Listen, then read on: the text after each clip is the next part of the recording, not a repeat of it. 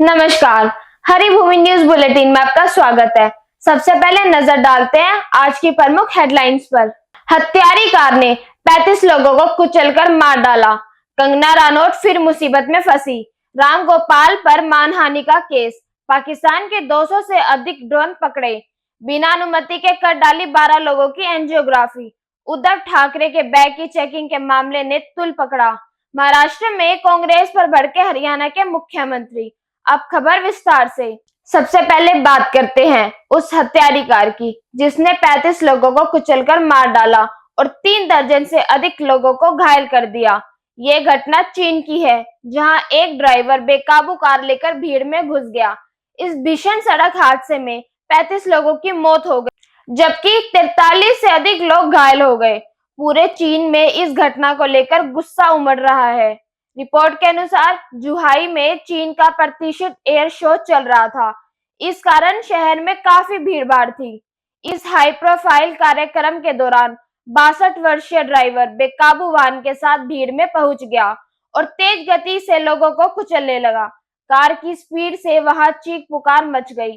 चालक को हिरासत में ले लिया गया है। पुलिस ने घटना का विवरण अभी तक जारी नहीं किया है।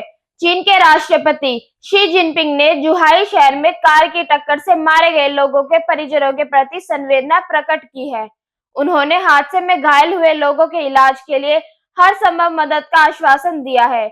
शिन्हुआ की रिपोर्ट में कहा गया कि शी जिनपिंग ने कानून के अनुसार अपराधी को सख्त सजा दिलाने का निर्देश भी दिया है।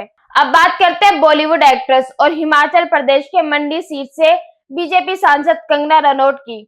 कंगना की एक बार मुश्किलें फिर से बढ़ गई हैं। उनके खिलाफ राष्ट्रद्रोह एवं किसानों के अपमान के मामले में कोर्ट द्वारा नोटिस जारी किया गया है। किसान आंदोलन और राष्ट्रपिता महात्मा गांधी को लेकर दिए गए बयान के मामले में आगरा के स्पेशल एमपी एमएलए कोर्ट की तरफ से कंगना रनौत को नोटिस जारी करने का आदेश दिया गया है। कोर्ट ने कंगना रनौत का भी जवाब मांगा है। आपको बता दें कि कंगना रनौत ने 2021 में किसान आंदोलन और राष्ट्रपिता महात्मा गांधी को लेकर बयानबाजी की थी। उन्होंने कहा था कि गाल पर चाटा खाने से भीख मिलती है, आजादी नहीं। कंगना ने कहा था कि देश को असल मायने में आजादी 2014 के बाद मिली है। कंगना ने किसान आंदोलन को लेकर आपत्तिजनक बयान देते हुए कहा था कि कृषि कानून के खिलाफ प्रदर्शन में खालिस्तानी आतंकी शामिल है। इन दोनों ही बयानों के बाद कंगना का जबरदस्त विरोध भी हुआ था। कंगना के खिलाफ एडवोकेट रमा शंकर शर्मा ने स्पेशल कोर्ट एमपी एमएलए में मामला दायर किया गया था। इसकी सुनवाई कल हुई। कोर्ट ने कहा कि कंगना रनौत अपना पक्ष कोर्ट में आकर रखे। इसके लिए न्यायाधीश ने उन्हें नोटिस जारी करने के निर्देश दिए हैं। अगली खबर भी बॉलीवुड से जुड़ी हुई है। अपने बयानों को लेकर अक्सर सुर्खियों में रहने वाले फिल्म निर्देशक राम गोपाल वर्मा नई मुसीबत में फंस गए हैं। आंध्र प्रदेश के प्रकाशम जिले में फिल्म निर्माता राम गोपाल वर्मा के खिलाफ मामला दर्ज किया गया है।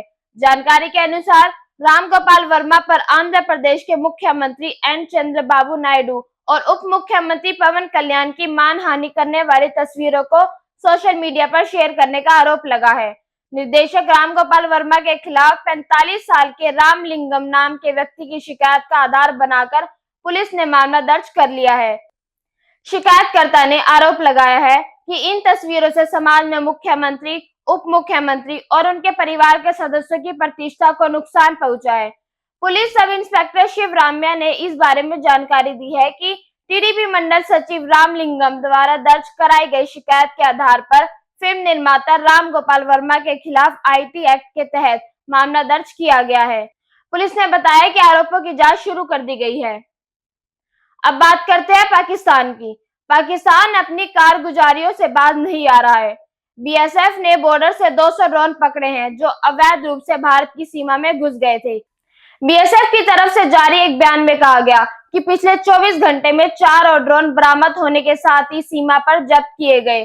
पाकिस्तानी ड्रोन की संख्या 200 से अधिक हो गई है। बीएसएफ की तरफ से जारी एक बयान में कहा गया कि पिछले 24 घंटे में 4 और ड्रोन बरामद होने के साथ ही सीमा पर जब्त किए गए पाकिस्तानी ड्रोन की संख्या 200 हो गई है।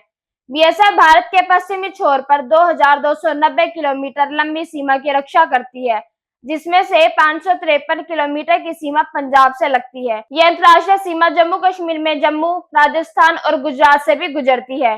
बीएसएफ ने 2023 में पंजाब सीमा पर 160 ड्रोन जब्त किए थे। इस साल जब ड्रोन की संख्या दोगुनी होना यह दर्शाता है कि बीएसएफ की ड्रोन रोधी रणनीतियां मजबूत हुई हैं और सीमा पर एडवांस टेक्निकल उपाय लागू किए गए हैं। बीएसएफ का कहना है कि पाकिस्तानी गिरोह युवाओं में नशे की आदत डालकर तथा सामाजिक सौहार्द बिगाड़ना चाहते हैं। ये लोग भारत को अस्थिर करने के लिए मादक पदार्थ एवं हथियार भेजने की लगातार कोशिश कर रहे हैं।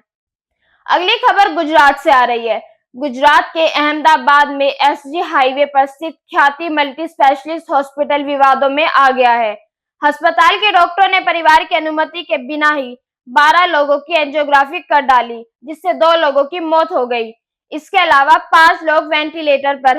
राज्य के स्वास्थ्य मंत्री ऋषिकेश पटेल ने मामले की जांच के आदेश दिए हैं। बताया गया है कि अस्पताल की तरफ से 10 नवंबर को फ्री कैंप लगाया गया था। मुफ्त जांच शिविर में 80 से 90 लोगों की जांच की गई थी। बोरिसना गांव से 19 लोगों को इलाज के लिए एम्बुलेंस से ख्याति अस्पताल लाया गया था, जहां 12 मरीजों की एंजियोग्राफी की गई, जिसमें से 2 मरीजों की मौत हो गई।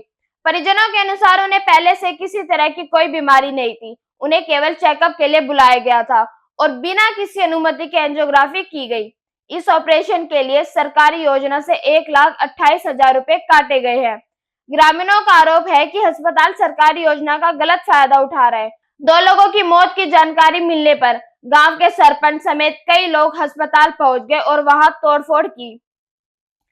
अब बात करते हैं महाराष्ट्र के चुनाव की। महाराष्ट्र के चुनावी माहौल में उद्धव ठाकरे के बैग की चेकिंग का मुद्दा गर्मा गया है। पूर्व मुख्यमंत्री उद्धव ठाकरे जब यवतमाल पहुंचे तो उनके बैग की रूटीन चेकिंग की गई। यवतमाल के एयरपोर्ट पर बैग चेकिंग को लेकर उद्धव ठाकरे का गुस्सा भड़कने लगा। महाराष्ट्र के पूर्व मुख्यमंत्री ने चुनाव आयोग के अधिकारियों पर सवाल उठाते हुए कहा कि उनका बैग तो चेक किया जा रहा है, लेकिन प्रधानमंत्री मोदी और गृह मंत्री शाह के बैग क्यों नहीं चेक होते। इस बयान के बाद राजनीतिक गलियारों में खलबली मच गई है। शिवसेना और शिंदे गुट के बीच आरोप प्रत्यारोप का दौर शुरू कर दिया है। शिवसेना के नेता संजय राउत ने सवाल उठाया कि क्या दूसरे बड़े नेताओं के बैग भी इसी तरह चेक होते हैं। राउत ने आरोप लगाया कि केवल विपक्षी नेताओं के सामान की जांच की जाती है, जबकि सत्ताधारी नेताओं के सामान की चेकिंग नहीं होती। इस पर शिंदे गुट ने राउत के आरोपों को झूठा बताया और कहा कि खुद शिंदे के बैग की भी चेकिंग हो चुकी है। उद्धव ठाकरे ने इस पूरे मामले का वीडियो बनाकर सोशल मीडिया पर पोस्ट किया है। वीडियो में वे अधिकारियों से सवाल करते नजर आए कि क्या अब तक मोदी, शाह या अन्य बड़े नेताओं का बैग चेक किया गया है। उद्धव ने कहा कि जांच करने का तरीका सभी के लिए समान होना चाहिए। अंत में बात करते हैं हरियाणा के मुख्यमंत्री नायब सैनी की। नायब सैनी आजकल महाराष्ट्र में भाजपा का चुनाव प्रचार करने पहुंचे हुए हैं। महाराष्ट्र विधानसभा चुनाव को लेकर कांग्रेस की ओर से भाजपा पर लगाए जा रहे आरोपों पर हरियाणा के मुख्यमंत्री नायब सैनी भड़क गए हैं। उनका कहना है कि कांग्रेस आज इंडी गठबंधन के साथ मिलकर झूठ फैला रही है। 20 नवंबर को महाराष्ट्र की जनता उन्हें खारिज कर देगी। महाराष्ट्र में एनडीए की सरकार बनेगी, तब महाराष्ट्र में भी जलेबी बांटी जाएंगी।